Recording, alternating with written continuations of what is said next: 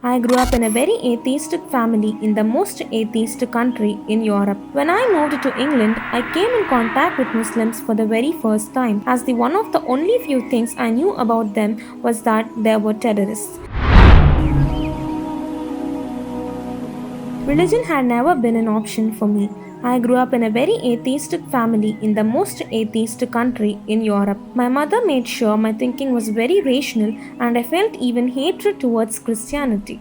I always believed there was some higher power, energy, whatever you want to call it. When I moved to England, I came in contact with Muslims for the very first time. At first, it felt uncomfortable as the one of the only few things I knew about them was that they were terrorists. How foolish to think that.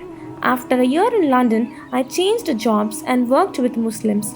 I asked questions and realized that indeed it is a peaceful religion and how nice Muslims actually are. Half a year later, when my second year of uni started, I found many Muslim friends through a sports team and started discovering more.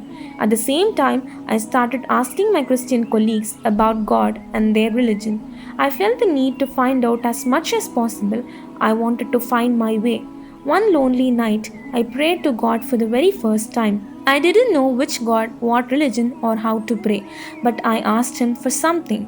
I asked Him to send me a man who would love me the most, who would have the same hobbies and passions I have, and who would understand me. And He sent him, and I knew God existed. This guy was a very practicing Muslim. He taught me so much. I started believing in Allah. Just a day before Ramadan, I bought a hijab, came to him and told him to help me take my shahada so I could fast my first Ramadan. He was so happy. I'll never forget that.